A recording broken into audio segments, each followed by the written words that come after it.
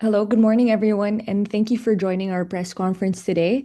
We hope that you had a moment to read through the press conference guidelines so that to ensure an orderly flow for Q&A. And thank you, Secretary Sharon Green, for joining us. We'll begin with uh, DOE side. We have here Yusek Sales, Yusek Wimpy, as well as Directors Rino and Director Patrick of the DOE. Thank you.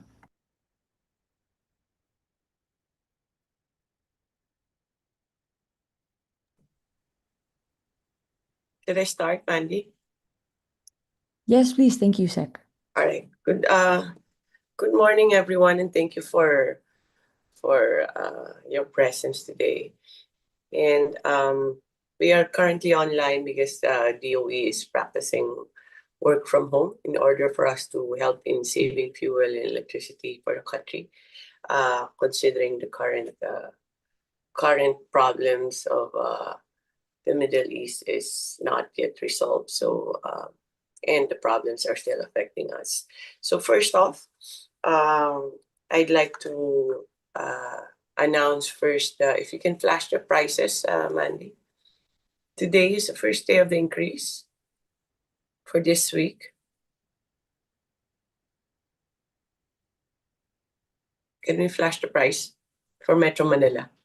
So when we announce the price, it could vary depending on the area and of course on the brand of the gas station.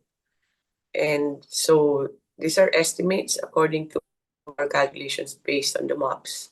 And as you can see, and so also it will be different if it's in Metro Manila or in a far-flung barangay or municipality in the country. So first of all, diesel will have about, depending on the type of gas, the range could be for gas it would be 8 to 12 pesos. The adjustment for today or for this week. Diesel will be 15 to 18 pesos. Diesel plus is 15 to 18 pesos and kerosene at 12 to 22 pesos. This is still a big jump, even though it is smaller than last week, but this is still a significant jump, considering that it will still affect our transportation industry as well as all industries, as well as the buying power of our households. The increase is still attributed to the events in the Middle East, but smaller increase comparatively compared to the 20 pesos last 2 weeks is because there has been a slowdown on the increase on the increase on the per barrel price in the international market. To address all this, I will not expound on the activities of the other agencies. Kasi po iba po yung nag-handle ng agencies as of but I do believe that they are already rolling out the fuel subsidy, the assistance to the drivers, to the farmers, fisher folks, and also assistance to, I think there will be a rollout of assistance to our households as well through the SWD. So they will announce or they can explain at the time convenient for them eventually. And on the other hand, we are DOE, the primary responsibility of DOE is on the supply side. Supply is still sufficient. It has not arrived at an alarming level. Because our regulations require 15 days, pero so far hindi po tayo bumababa ng 15 days. We are still at a very comfortable level. Mandy, you can flash the slide when you're ready.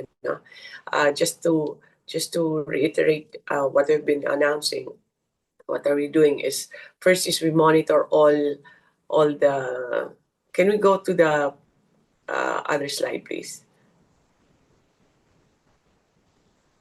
Um, Mandy.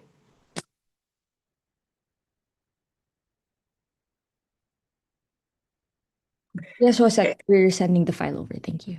Okay. So you Sorry. can take down the price, please. So ang ginagawa ngayon ng DOE is to make sure that the supply is steady. Ano? So one is we are campaigning for the demand management. Sana po magtipid yung mga tao, and we are hoping that that we can target at 50% savings on fuel and electricity.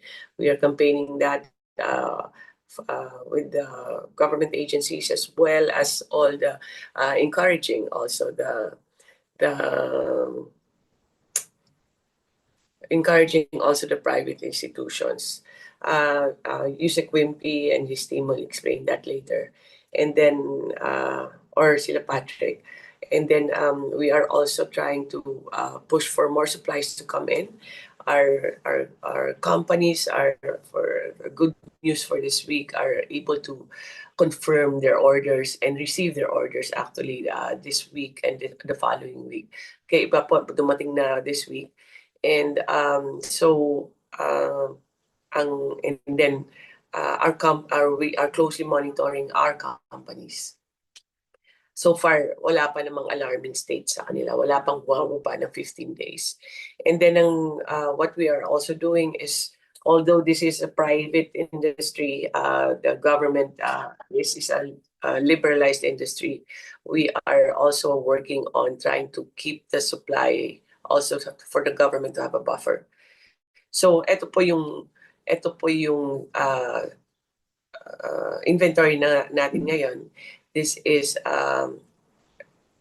45 days on average for the whole country, no?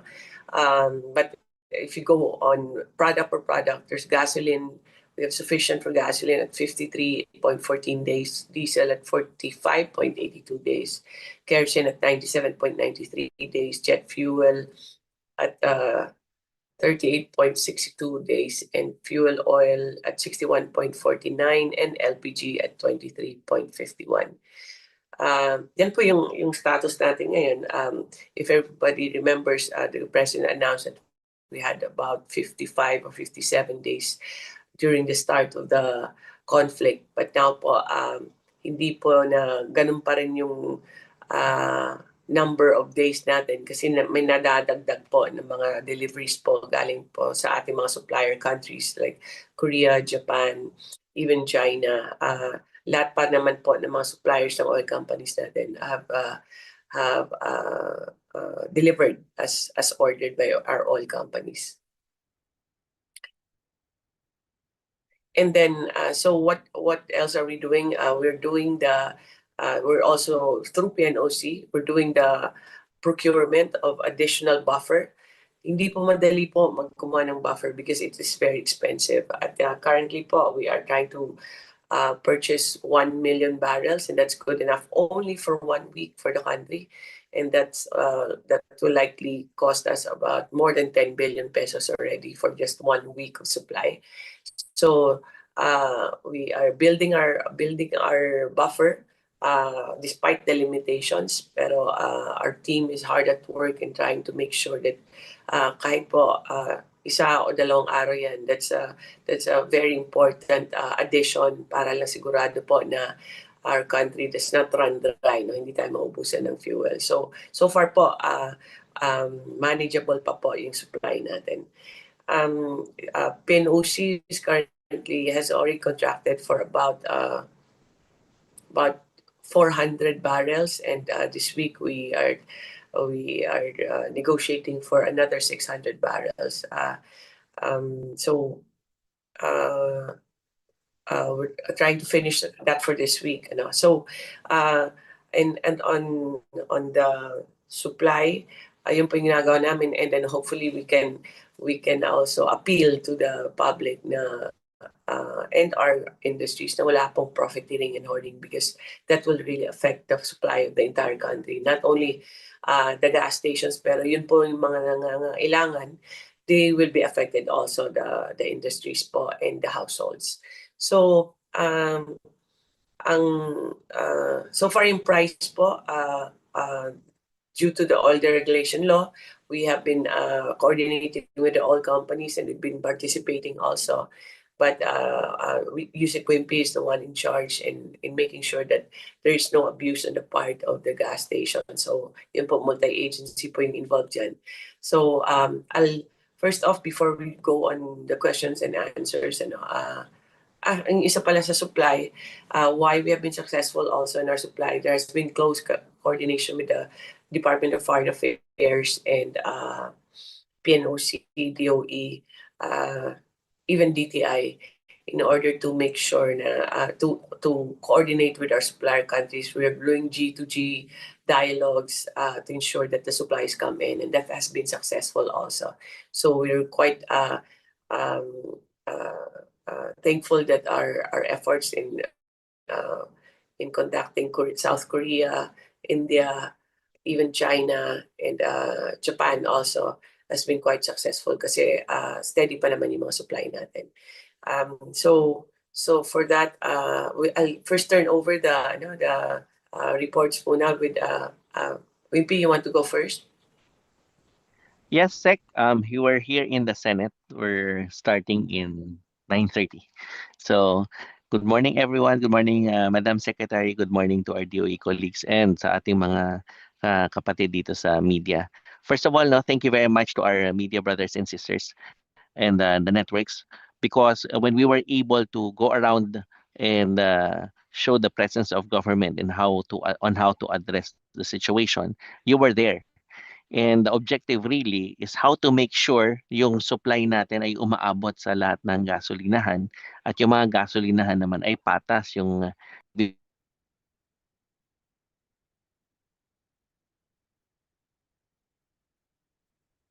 Wimpy, na-mute ka, Wimpy. So yun nga, ngayon nakakalungkot na merong mga report no from the other agencies na katuwang natin tulad ng Philippine National Police that they observed that there were around 400 no na mga gasolinahan na nagsara. And this is suspected na magkaroon ng hoarding. And yun nga, pinapatingnan po natin sa Oil Industry Management Bureau para makita kung ano yung rason kung bakit nila sinara ang kanilang pagtinda. Kasama rin po natin yung mga local government units, yung ating local chief executives na nagbuo ng kanilang mga price monitoring teams. Hindi lamang tumitingin sa produktong petrolyo kundi sa iba't iba pang mga bilihin. So, yun nga po, ang coordination natin ay patuloy. Meron tayong mga ginagamit na mga batas para masiguro na masunod natin yung anti-hoarding and anti-profiteering na kampanya ng ating Pangulo at ng ating Secretary.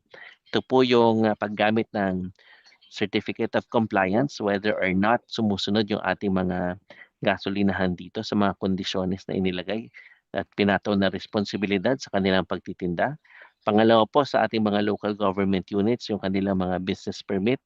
Meron naman po tayong mga ginagamit pang batas tulad ng sa trade and industry at saka sa Department of Energy Batas Pambansa 33 as amended by PD 1865. At uli po, yung mga containers po natin ay dapat safe. Meron po tayong pagbibigay ng prioridad sa mga mas nangangailangan at hindi pa naman tayo umaabot doon kasi maganda nga po, congratulations sa ating mga oil companies at sa PNOC no dahil patuloy naghahanap ng supply.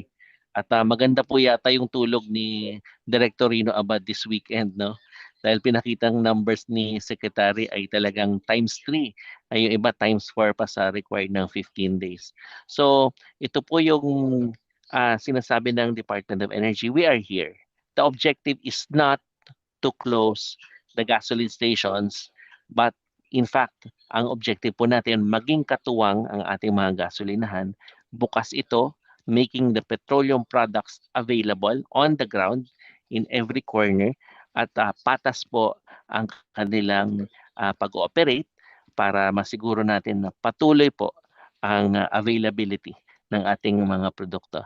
That's all for my end, Madam Secretary. The details on the enforcement will be given by the OIMB as regards the eGov PH reports, and then ano yung mga status nito, and sino yung mga dadagdagan ng show cause orders, sino yung mga for inspection, and the other actions including but not limited to filing of administrative or criminal cases. Thank you, Madam Secretary. Thank you. Are there any other reports from the team? Rino? Volunteer na kayo.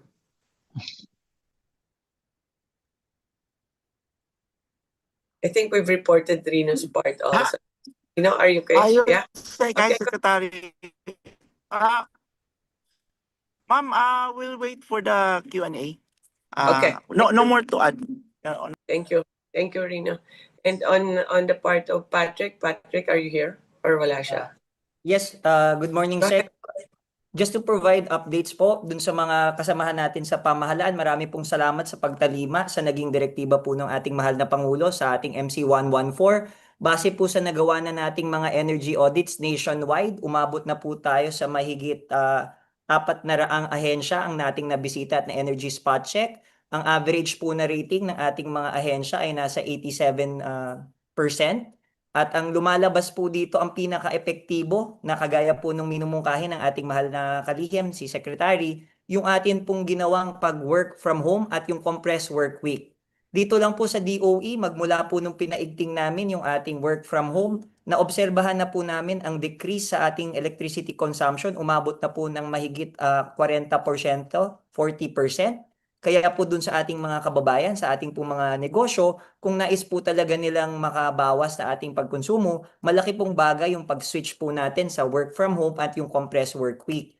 At kung mamarapatin lang, Sec, aanyayahan ko po ang ating mga nakikinig at nanonood. Sa Sabado po ay Earth Hour. Inaanyayahan po namin kayong mag-participate. Isang oras po ito, 8:30 to 9:30 p.m.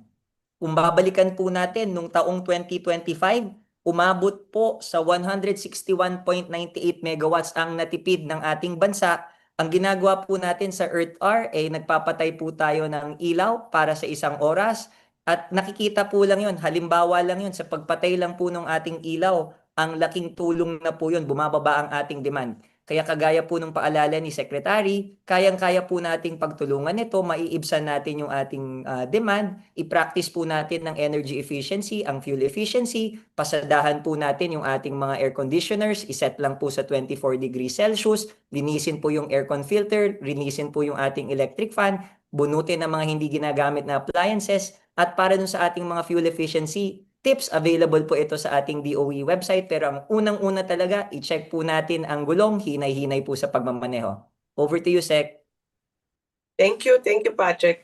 Now, before the question and answer portion, again, we are the first directive of the President for DOE is to make sure we have supply. And we are working hard on both sides, making sure that there is fuel in the country. And then at the same time, how do we make sure that we can conserve on it? Because this problem can last 1 week or 6 months or 1 year. It's not very predictable as of today. So, ang supply po, sufficient siya. But if our behavior is still the same as before, kasi po, how we calculate the 45 days or the 50 days or the how many days ang natitira is based on how much we have, and then we divide that on the historical consumption natin. So kung tataas po yan, iigsi po yung number of days natin. Kung steady lang siya, 45 days yan. Pero pag mag-conserve tayo or magtipid tayo sa konsumo natin sa gasolina, sa diesel at electricity, then the 45 days can even be 60 days. Kaya po kailangan po tulong-tulong po tayo sa buong bansa para po to make sure that our country is safe, that we have sufficient fuel, that pwede po tayo can go day to day in our day-to-day lives para po we make sure that our country can surpass this temporary crisis caused by the Middle East. So, yun po. Mandy, who's going to moderate the question and answer? Yeah, so thank you, Sec. Yeah, And thank you everyone for joining us today. Let's proceed with our Q&A. We'll combine some questions that have similar topic as well. So we have questions from Ms. Bernadette of the Daily Tribune and Mr. Ed of Manila Times on the supply buffer. So how many barrels of will be supplied, and how was this supply obtained as well through the source? Thank you. Okay, so supply, the estimate is 1 billion barrels is good enough for 1 million barrels is good enough for 5 days for the country. Ano pa yung isang tanong? So, what was the other question? Sorry. 440,000 and the 600,000, that would be. That's 400,000 barrels and finished already with the transaction, and then this week po another 600. So sinisigurado din na tama ang sourcing natin kasi we want to diversify. Yun nga ang kailangan po hindi lang parehong country ang kinukunan natin. So the objective is to make sure that we have other suppliers para someday when one area of the region of the world gets affected, at least meron tayong ibang suppliers. That's 400,000 and 600,000 barrels. Okay, in line with that, we have some follow-up questions on where these barrels will be sourced from. Right now, the first 400 will be sourced in Asia, particularly Southeast Asia, and the other 600 will be outside the Southeast Asian region. I just don't want to preempt muna kasi under negotiations pa siya, no? But yun po, iniiba-iba namin yung sourcing.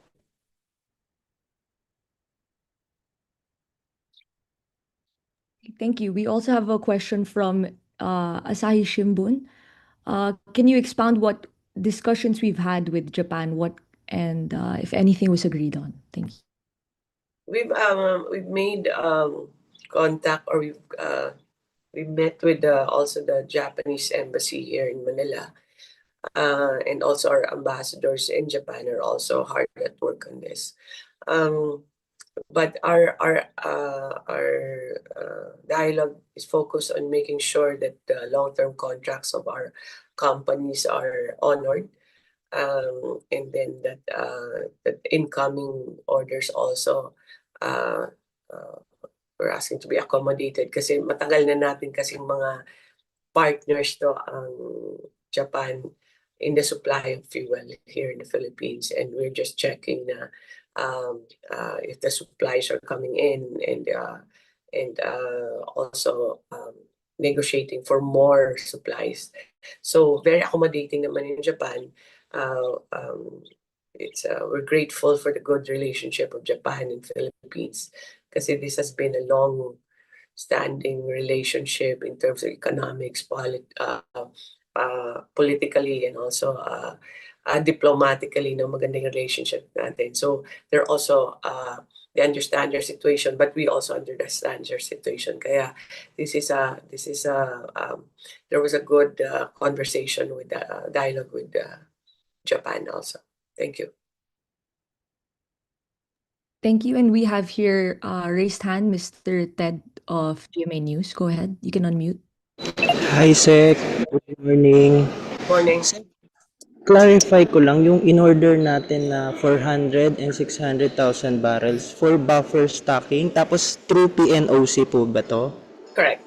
Buffer stock lang yan. Kasi yung mga companies naman natin do not need it as of now. Kasi sufficient pa naman up to 40 days or 45 days ang supply natin. So eto buffer lang. We're trying to build it up na para lang meron tayong reserba. Hindi siya malaki pero we need to build it up just in case para lang meron tayong reserva. It's better to have little than nothing at all. So in total 1,000 ay ano? 1,000,000 barrels. Ang Good target, for 4 days. minimum, yes, minimum na target ng PNOC is 1 million barrels. Okay, thank you, ma'am. Thank you, sir. We also have a question from Mr. Alvin El Chico. Thank you. You can unmute. Sec, Good morning. good morning, Sec. Sec, pa-clarify lang yung kung ilan na ngayon yung current supply. Sabi mo kasi sa akin last time is until first week of May. That was last week, ano? What about now? Hanggang saan tatagal yung current supply, excluding the buffer? Let's say 45 days siya. 45 ba? 54 days. What was there again, Rino? That's 45 days, ma'am, counted from March 20, as of end of March 20 inventory. So 21, 1, 2, Yeah. 3, 4, 5, 6. So April is 30 days, Alvin. Yeah. And then we have the 2 weeks of the 1.5 weeks of March, which is 22 to 31, mga 10 days siya, di ba? 10 days plus 30, that's 40. So we're reaching about first week of May. So ganun pa rin. As we speak, as of March 24, 2026, we have existing supply, nandito na yan sa bansa, to last until first week of May. Correct. Tama. Correct. Kasi ano yan umiikot, yes, umiikot kasi siya, we consume, we order, no? So steady pa naman siya. Plus yung 1 billion na paparating kamo, which is equivalent to 5 days, so pwede na nating masabi na kampante tayo ng second week of May, mukhang mako-cover.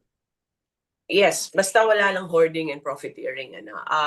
What is the limitation as of today is because this is a deregulated industry. So nangyayari niyan, we are dependent on the private. So the private can only buy so much because that's also cash, like I said, if you want to have a 5-day supply, you need to have about 10 billion pesos. And then also the limitation on the cash, and the other limitation is the storage. So hindi rin sila pwedeng mag-store good for how many months because we don't have the capacity to do that.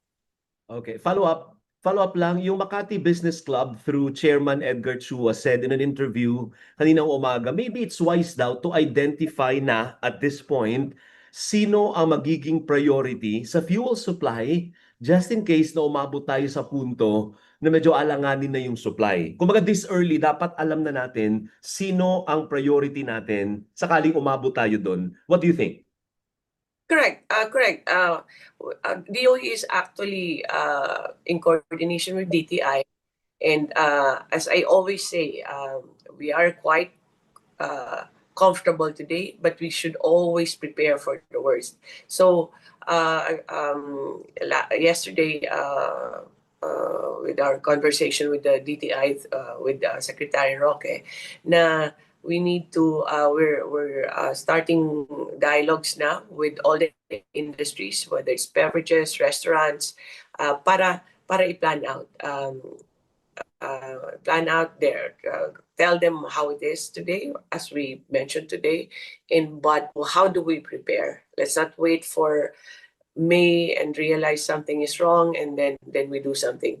Para ma-avoid yan, kailangan we do our own share of preserving our supply, but also at the same time, we prepare lang. So we're doing that already, and I think it will be done through consultations with the industries, with DTI and DOE.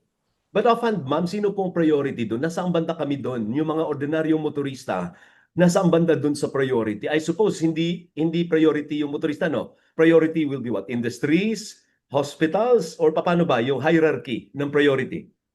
Wala pang playbook in that sense, Alvin. But I think the one priority for when we talk about diesel, or fuel, would be the transport system.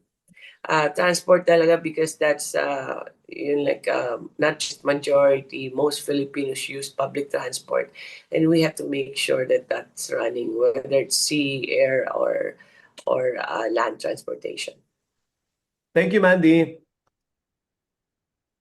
Thank you. And we also have Mr. Joseph of GMA raising his hand. You can unmute. Thank you. Good morning. I'm Joseph Pasa, GMA7. Ma'am, regarding our supply, you have at least 1, 2, 3, 4 countries that we are sourcing our oil from, no? Would you say po that these Yes. countries will be consistent in supplying the Philippines our oil for several months? We have made contact with them, whether through the Department of Foreign Affairs or through their ambassadors here, or even direct calls to their ministers. We have been assured by these countries on the consistency of their supply, as far as the existing contracts or the long-term contracts that our oil companies have. That is given that the situation is, we have to understand also their situation, but so far, how it is today, they've assured us that on the deliveries of our orders. Kasi ma'am, what's going to happen po after maybe second week of May, when we've consumed our supply? We constantly order naman, no? It's not like naghihintay sila and then tsaka na lang sila mag-order. Actually, by now already, they've sent out all their orders, and we've also followed that up through diplomatic channels. Tuloy-tuloy lang ang pag-order natin. Now, I guess what you're saying is, what if they decide not to deliver to us for the May batch, that's why the diplomatic team natin, and also DOE, PNOC, are doing the diversification of sources. So we're also talking to Canada, North America, South America, Australia, para meron tayong mga choices. May limitations lang yan in terms of lead time for delivery, but we are trying to diversify. So wala po tayong scenario na by after second week of May parang zero tayo, walang gano'n naman, ma'am. We're really working hard to avoid that, no? It depends on what happens in the Middle East and all the other countries. But yes, so far, how it is, the pace of our orders and the results of our efforts, we don't envision that as of today. Ma'am, kanina you used the word already, temporary crisis. From the DOE level, are we considering this already an oil crisis? Or at what point do we consider this as a crisis? Crisis in the Middle East, pero I'm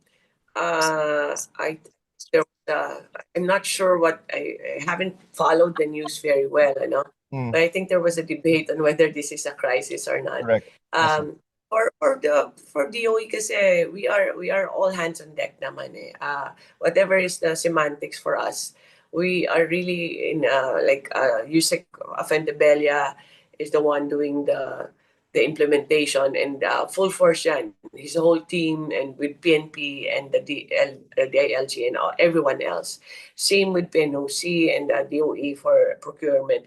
Kaya whether you call it a crisis or not, we're really doing the maximum that we could do in order to make sure that we don't run dry, and then all our oil companies are delivering what they're supposed to deliver. So if you call, I don't actually know the difference, that why is there a debate, but we're taking this very seriously, actually. For DOE, whatever you call that, we are maximizing our resources. even going beyond what is mandated for DOE. Pero it's not something that we determine our efforts depending on how we call it. Kasi talagang wala nang tulugan to sa DOE kahit man tawagin niyo yung crisis or hindi siya crisis. Ma'am, last na lang, yung mga airlines, specifically yung Cebu Pac, nagbawas na ng mga flights nila. Is that an indication of a lack of supply or something else? Should we be worried na It's baka mamaya mawala na tayong by summer season, mawala yung mga flights? Paano ba yan? I don't think so because they have orders coming. We just met them yesterday actually at 6 p.m. And they have orders coming in. They've had a few hitches lang on the order kasi they had to change their supplier countries, ano. But so far naman, we met them because we wanted to know if they need help in procuring. But so far they have assured us they're okay. But so I think the issue is on the price because if you I have heard that it's in tens of thousands now going outside the country, in tickets. So the constraint on the price also puts pressure on the operations of the companies. So baka yun yung po yung consideration. Maybe I wouldn't be the one to ask about this, but yan yung assumption na based on the fuel issue right now. All right. Thank you, Sec. Regards si Sec Thank Wimpy you. at kay Director Rino. Ay, thank Thank you. you. Ma'am, may message daw kayo sa Viber, ma'am. Yes. Right. Yes. Can I just add something about the nomenclature kung crisis or not habang nagbabasa si Sec? Okay, yung binanggit po ni Secretary na inventory levels, it's really beyond the minimum inventory requirement. So ang binabantayan po natin, that's why it's extraordinary. Sa labas po ng bansa, parang wala siyang solusyon. Pero dito po sa loob, dahil nag-a-adjust din yung ibang parte ng mundo, marami po tayong mga nakikitang solusyon. So sa tingin ko po, hindi talaga siya crisis. Yung ano yan ma'am, National Oil Contingency Plan pero needs to be finalized pa. All right. Okay. Thank you, Thank Wimpy. Thank you. Next, Mandy. Yes, we have a number of questions about securing oil and gas from Russia from Ms. Montef, NHK Japan, Mr. Gomez of AP, and Mr. Makababad of Philippine Star. Has the Philippines taken steps to possibly secure oil and gas from Russia? Secondly, how are negotiations with China? Thank you. There is a window. There is a window for us to while there's an embargo, but there's a window, an exception. So there are conditions in purchasing or procuring from Russia. So as long as the conditions are complied with, pwede pong kumuha sa Russia, and then that's still open. There are feelers, let's say, no, from suppliers and also from traders, and we haven't contracted as of today, but there are also offers. So hindi pa po na finalize yung mga yan. We'll update you if we do get supply from Russia. Pero so far, as far as PNOC is concerned, wala pang na-lock in supply from there. But on the other hand, I cannot speak for our oil companies because sila rin naghanap din ng sarili nilang supply. Thank you, Sec. And from Manila Standard, Miss Elena, some oil companies have put a cap on the amount of fuel, for example, 1,000 pesos maximum per vehicle, or in some maximum capacity of 20 liters. What can the DOE say about this type of action? Wimps, you want to answer this, Wimpy? Yes. Okay, the test is reasonableness. So even the local government units or the PNP can inquire kung ano yung level ng inventaryo, bakit tayo nagli-limit per vehicle. So if we see reasonableness, rationable ba ito dahil yung pagdating ng next delivery ay ganito pa. So pwede po yun. Ang importante lamang po, we have to have this degree of trust and honesty sa bawat isa. So, binubuksan po yung inventory para makita kung rasyonable po ba ito. Pero kung nagpapasara yung gasolinahan na meron naman siyang laman, yun po ay may issue sa hoarding. Kaya po yun din, rasyonable po ba ito? Yun po yung tinitingnan natin para mabigyan ng karapat-dapat na kaso, whether administrative or criminal case. Thank you, ma'am. Thank you. We have a number of questions also about DOE's monitoring efforts from Mr. Emprido of Abante Radio, as well as Mr. Custodio of Brigada. The PNP stated yesterday that around 400 gasoline stations around the country have been closed. Does the DOE have any comment on this, as well as if these closed because of profiteering? Wimpy, go ahead. Yeah, I mentioned that earlier, no? So yung mga issues ng possible profiteering or yung hindi malaman kung bakit nagsara bigla yung gasolinahan, yun po yung pinapatingnan natin sa Oil Industry Management Bureau natin. At pag nakita po natin hindi ito rationable, again, temporary or permanent cancellation of the Certificate of Compliance. Ibig sabihin po niyan, pwede siyang masarado talaga. So, ang hinihingi po natin is partnership and cooperation among all our traders and our gasoline stations. So yun po, we have to open their inventory, we have to investigate, we will give them the opportunity to explain because again, the objective is not to close gasoline stations. In fact, we have to have them operational so that yung petroleum products will be available doon sa ating mga ospital, sa ating mga nangangailangan na sa transport sector doon sa mga malalayong lugar at patuloy po at normal yung pagtakbo ng ating ekonomiya. Thank you.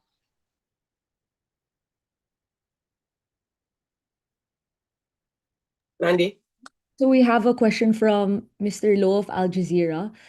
The Customs Commissioner, Ariel Nepomuceno, said oil shipments are still arriving as scheduled because there are the ones that were already in transit before the war started.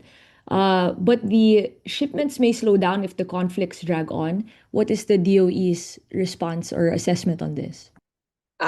We are shipments are coming in, even those that were sent out after the start of the war. So tuloy-tuloy po yung shipments. We are doing all diplomatic channels, all our contacts. PNOC is also reaching out to all the suppliers and traders. So consistent po. Ang delivery kasi only takes 1 week if it's in Southeast Asia, and some are arriving today. So they've been shipped out even after the commencement of the conflict in the Middle East. Thank you. And we have a question from Radio Pilipinas, Mr. Toledo, asking about the crisis committee that President Marcos ordered. What is the role of the DOE in this committee? And has it been discussed? Thank you. Ang role, front and center. Pero, no, I haven't seen the draft yet, but I think there is a document being prepared. Mga last week pa yan na actually ko nakita. Pero I can't preempt naman kung ano yung issuance ng presidente. So there is already a draft for that. But having said that, despite not having it today, the agencies are actually already doing what they're supposed to do, whether it's DSWD, DOTR, DA, DFA, lahat po, even the Office of the Executive Secretary, lahat po sila, they've been already given instructions and they're doing what they're supposed to do. So, baka formality na lang yun, yung crisis committee, but we are actually regularly meeting since the start of this conflict in Iran. So tuloy-tuloy po yan. That's the directive of the president. Kailangan talaga price despite the fact that we cannot control, we can soften the blow among our people. So tuloy-tuloy po yung mga agencies. Thank you. All right. We have another question. We have a question from Miss Galang of Manila Bulletin.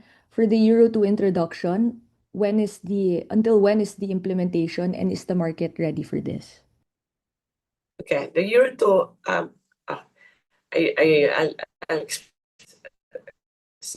simply Euro 4 tayo. So Euro 2 ang mas madumi na fuel So what's the problem there? It will be a dirtier fuel, let's say. But as we have observed in the international market as of today, it's not significantly yung how do you call that, the emissions the environmental impact niya is not as big as some people portray. I can't say the technical description. Rino, mamaya, if you can help me with that. And the other one is that's more available in the international market today. That is a reserve action, that action that we are reserving in case we have difficulty in getting the better fuel, let's say. So ito po, kasi when we were talking to our oil companies and all our traders, yun po yung observation nila, that if we are willing, there could be available Euro 2. But so far po, hindi po na-activate pa yan kasi mukhang steady naman yung supply natin. That's a contingency that we are preparing, and we haven't implemented that yet. Go ahead, Rina. Rina? Sec, to add dun sa Euro 2, the specifications of Euro 4 versus Euro 2, isa lang naman ho ang properties na nagkaiba dyan, which is the sulfur from 50 ppm ng Euro 4 naging 500 ppm. So therefore, ang atin hong ina-avoid dyan ay ipagamit lang ho ang Euro 4 sa mga Euro 2, sa Euro 2 ng mga vehicles which are just modeled from 2015 and below. Including ho yung mga jeepney natin at saka mga trucks, no? At of course, we are also looking at gensets and of course mga boilers. So may mga market to siya na targeted, but these are also equipments that have been using Euro 2 before. So hindi ho siya hindi ho lahat ng properties ginalaw dyan. Ang nagalaw lang ho from 50 ppm, bumaba lang ho, tumaas lang ho tayo to 500 ppm na sulfur. Okay. So alternative lang yan, just in case we're just preparing for the worst. As again, I said, we're preparing for the worst, and these are measures that we have indicated that are temporarily in place para lang may alternative tayo. We're avoiding any scenario, and we have to be prepared for that.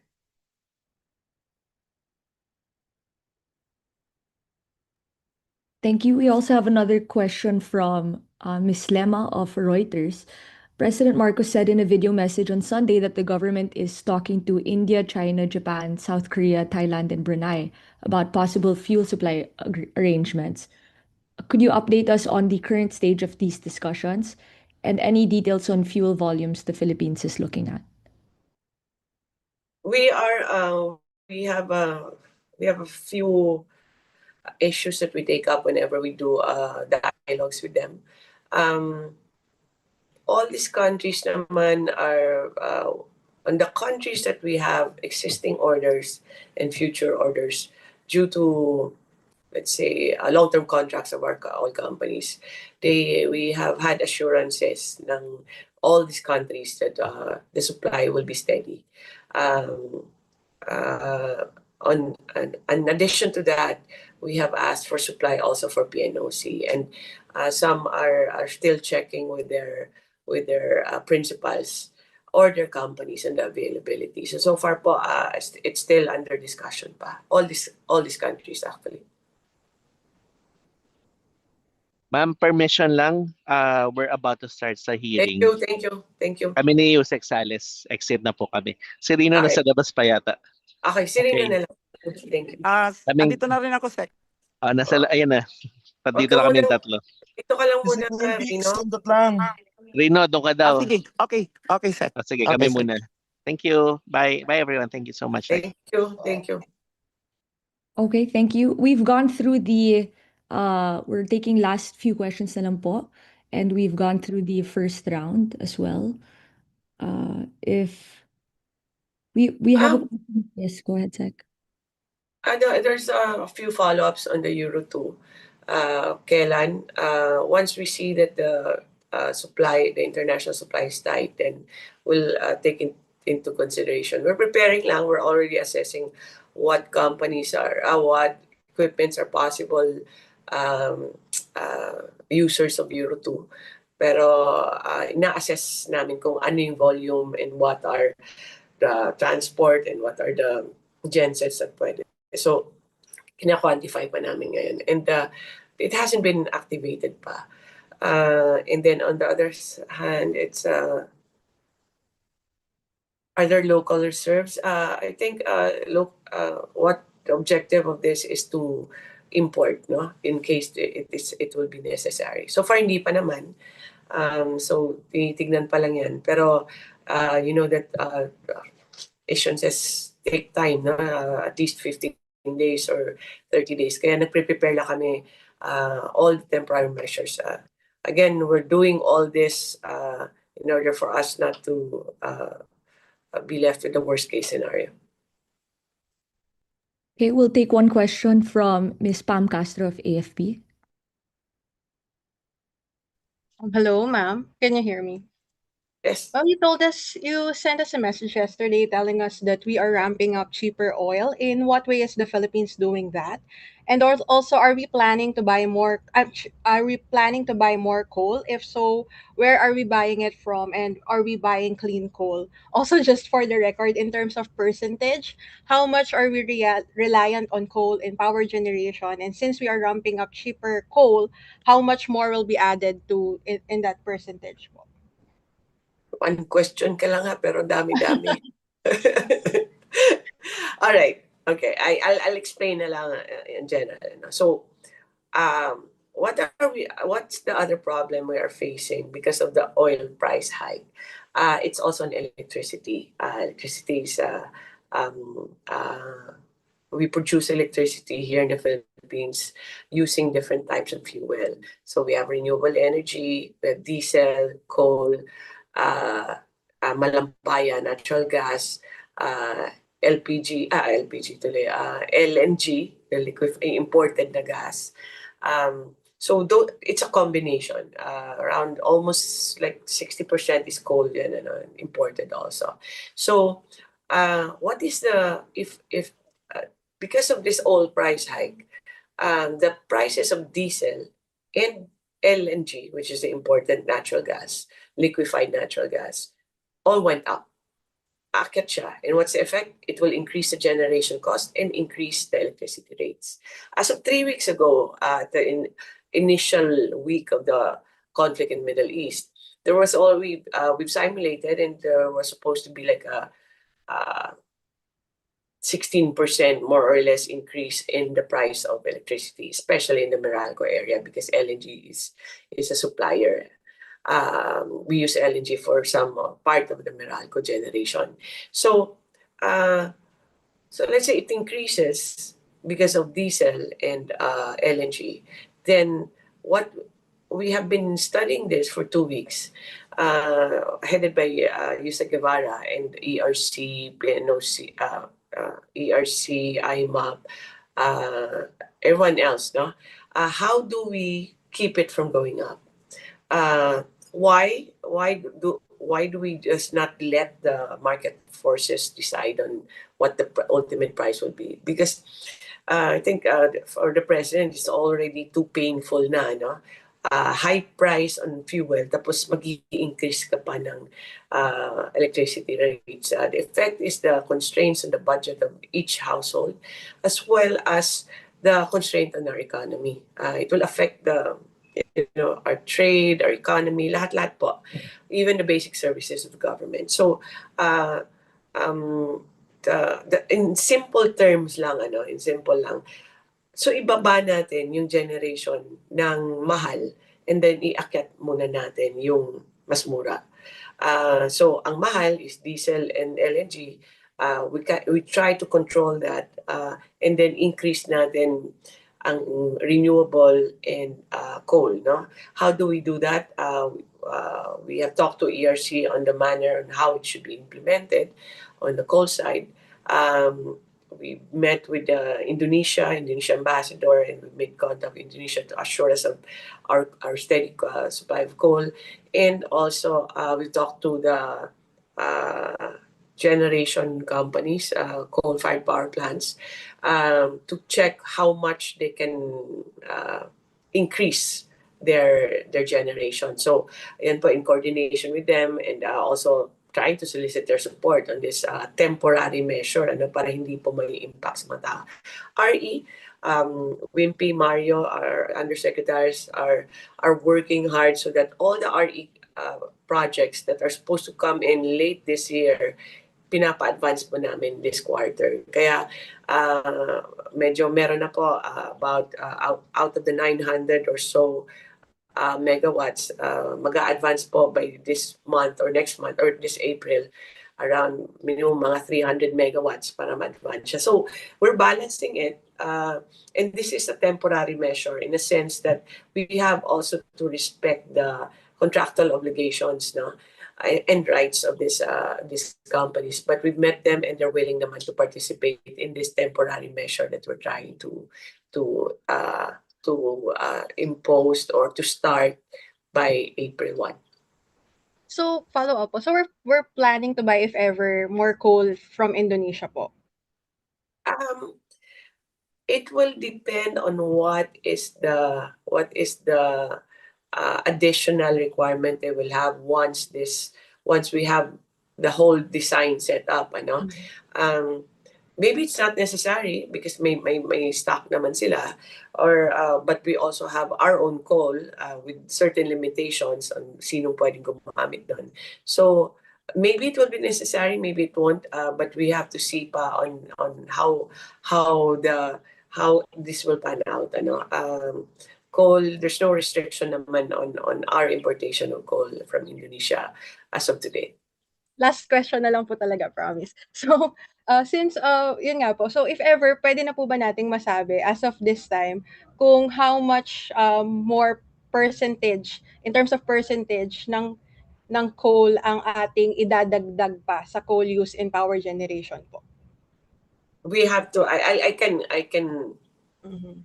I can give it to you once it's in place na, kasi medyo case to case yan on how the market will react, ano. But what I can say lang is that if we are successful in implementing this, at least mababawasan sana yung increase, no, yung increase ng electricity rates because of the conflict in the Middle East. Sana we're targeting na mabawasan siya by 2 pesos ang increase niya. Okay po. Thank you po. Okay, we'll take a question from the raised hand, Mr. Joseph of GMA7. Last question na talaga ako. Hi, ma'am. Good morning. Last batch. Ma'am, may nabanggit lang si Yusek Wimpy, National Contingency Plan. Is that new release, and can you give us some details about it? There are contingency plans every administration. Pero ito, ma'am, ano ba to? Bagong gawa ba to? Bagong lineup? No, that's from the previous. There are contingency plans on what, like the question earlier, for example, on how to do the prioritization. But I don't want to dwell on that right now because we need to a thorough review, because also the circumstances change, and ang kailangan kasi i-review namin based on how the setup of the oil regulation, how our companies are set up. So we've assigned already a team to review this and to make a new how do you call that, targeting of our energy security, our energy sovereignty, no? So yun po, we're just trying to wrap this up, and we can discuss this once we're finished with the plan with the final version. Ma'am, can I just say na you've drawn up a national contingency plan as of when yan? Kailan yan drawn up? I don't know. I can't tell you the date. I have to check on which administration this was drafted. I assume it Okay. was in the previous one. Parang ina-activate lang siya, ma'am. Ma-activate lang siya. Well, actually, it's already activated. We're already doing most of the dito, the steps that that's been included there. Pero kailangan lang talaga may konting revision, so that's why I don't want to expound on it yet. No? Okay, thank you, ma'am. Okay. Well, for the sake of time, we'll just take the last one sa naka-raise hand po. Go ahead, Reuters, Miss Lemma. Hi, Secretary.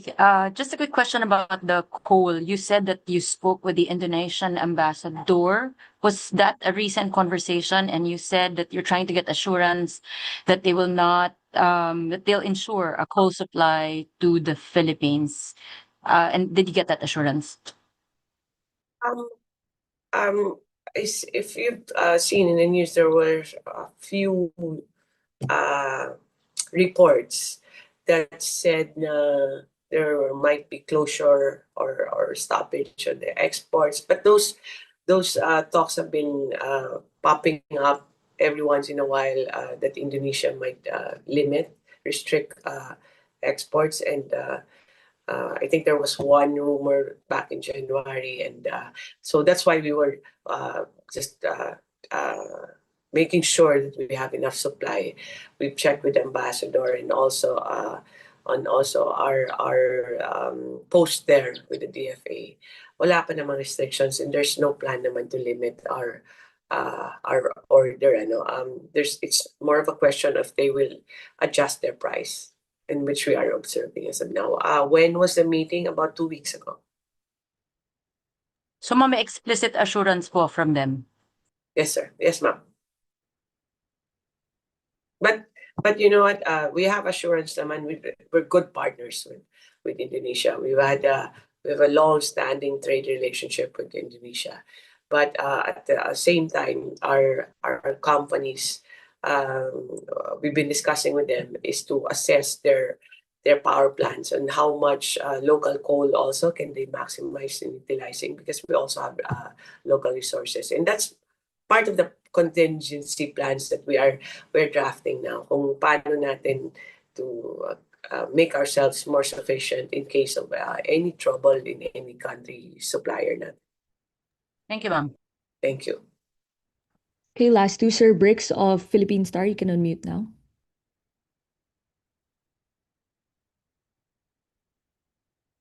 From the Philippine Star. Sir, sa question ko lang po, tama po ba yung adjustment this week ay walang staggering?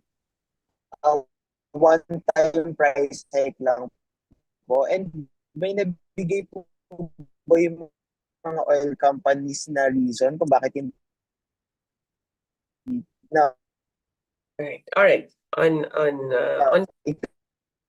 the staggering, I'm drawing up the list. I'll tell you like two companies that have that plan to stagger. The rest we are still collating. One is Caltex. They're staggering 1, 2, 3, 4, 5. 5 days ang staggering nila. Like for today, they'll charge 2 pesos more, and then next day 3 pesos more, and then next day 4 pesos more. And that pacing nila on diesel. And then on Total, for example, they stagger for 2 days. So the rest we're still collating,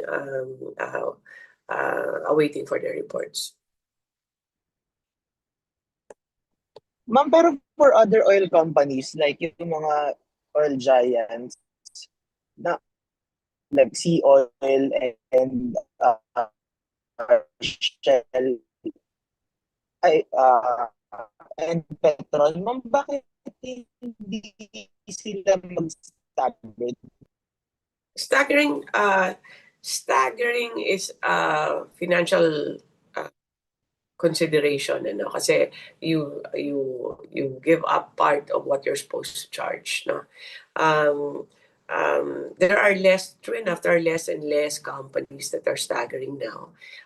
Kasi medyo umakyat yung financial burden sa kanila. They have to buy very expensive fuel in order for them to have sufficient supply, no? So heavy din sa kanila. Although I didn't mention the other companies, it's not because the rest are not doing it. We just haven't received any of the reports as of this weekend. So hinihintay po, we'll update you if there are more. Pero wala pa kaming na-receive. Siguro dahil medyo nagka-busy din yung mga tao sa DOE and the oil companies because of this problem. But we'll update once we have it completed. Okay, lastly, Mr. El Chico of DZMM, go ahead. Sec, Morning. Sec, yun doon lang sa orders, di ba meron tayong 1 million? Pero yung under the pipeline, yung tinatrabaho pa, gaano pa karami yun? Yung hindi pa tayo sure, pero ginagawa na natin ng paraan, how much more orders are we doing? Where, as mentioned by the DOF Secretary Go, maximum of 2 million. So we're pushing, no? Trying to, alam mo, hindi naman ganun lang yan na may mag-offer, tanggapin lang kaagad ng PNOC. Binibet pa nila kasi marami din kasing gustong magbenta na hindi ka rin sigurado kung darating. So we have to make sure that these are legitimate traders or companies. So ang maximum namin is 2 million, minimum would be 1 million. And how much is the government spending for 2 million barrels of diesel? Magkano lahat yun? We're reserving about 20, but 20 billion pesos. Correct. It's very expensive, no? Sobrang mahal siya. But what eventually will happen is we sell also the buffer. Diba? So we can use the money to buy more also. So hopefully it stays at that amount lang, Alvin. Kasi we're not in the business naman for retail of gas or to sell gas. We're just doing this for buffering. Pero if we need to order more, that's probably because we need to supply to the oil companies also. So umiikot-ikot lang siya. Okay. One last, yung sa social media lang, kasi nag-trending din yun, may pinakitang graph doon na pinakamalaki ang increase sa Philippines kumpara sa ibang Asian neighbors natin. As in, sobrang laki, almost 100% as of last week, not considering the increase for today. I know nasagot mo na, pero anong paliwanag for the benefit ng mga ordinaryong tao? Bakit ganun? Bakit sobrang laki ng itinalon sa atin kumpara sa ibang bansa? Tayo po, our country kasi, first off, many of these countries have subsidies, no? Sabihin, parang siya-subsidize nila yung presyo. Pag bumibili ka sa gas station, may binabayaran yung gobyerno dyan para hindi ganun kataas yung presyo ng bibilin mo. Thailand, I think, has subsidies, even Malaysia and Indonesia, no? And then second is wala po tayong mga indigenous source. We don't have oil in this country. Maliit lang, konti lang siya. And so we import most of it. About 99% of ang ginagamit po natin sa mga sasakyan natin, galing po ibang bansa yan. So we don't have control of the supply as well as of the price. And second po, we have many of our this is an unregulated industry because of all the regulation. So we leave it to the companies also to determine the price with the proper pegging sa maps, sa presyo ng international. Pero government does not dictate the price. So it is competition among the companies ang nagde-determine, nagpapababa ng presyo. So this added to all the factors na, let's say, we also charge excise and VAT and all the others. So then they increase talaga. So there are reforms, substantial long-term reforms that we need to do in the oil industry. But right now, this is what we have. No, there needs to be legislative action if we want more control over the price. Thank you po. Thank you. Thank you. That concludes our Q&A. Thank you to our friends of the press for joining today. All right. Thank you. Salamat. Thank you. We will Thank you, continue. Sec. Bye-bye. Thank you, Mandy. Thank you, Sec. Thank you to the members of the media.